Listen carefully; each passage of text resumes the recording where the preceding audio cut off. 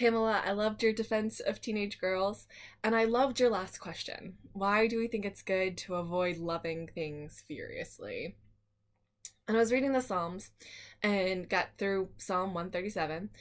And I like the Godspell version the best. The by the rivers there we hung up our lyres, for our captors there required of us songs, and our tormentors mirth, saying, "Sing us one of the songs of Zion."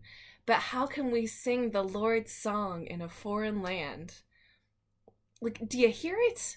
Do you hear the despair and the lostness? And I think whether we know it or not, we're in a foreign land.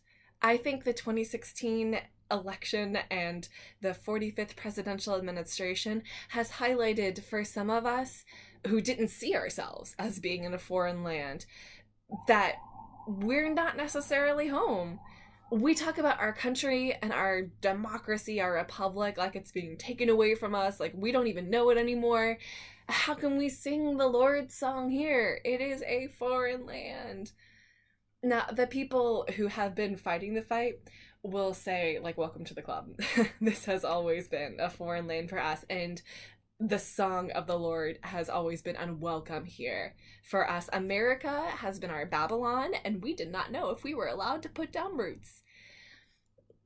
And I think that our apathy and our unwillingness to love things as they could or should be loved, our discomfort with love, especially exuberant and unexpectedly placed and uncontrolled love, might come from our exiles, out of our Babylons. Because the songs of Zion, those are songs of Jerusalem, of the covenant fulfilled, of promised glory. How can those songs be sung? Those songs of excessive love, how can we sing those when we are captives? When our captors are the ones asking for them just to mock the hope that we had? How can you take down your harp and sing a song of joy?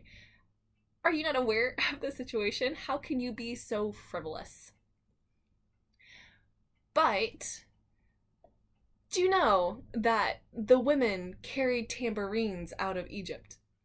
Long before the promise was kept and then lost, when Israel was at the beginning of its journey, they didn't have time to let the bread rise, but they grabbed instruments of praise because they knew they were going to be needed. And standing on the other side of the sea, it's Miriam who leads them in this song of victory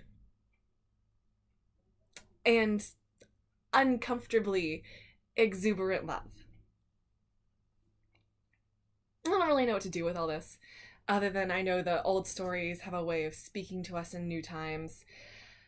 Maybe it's time to think again on how and why and what we love, and to think about where our harps have been and where they should be,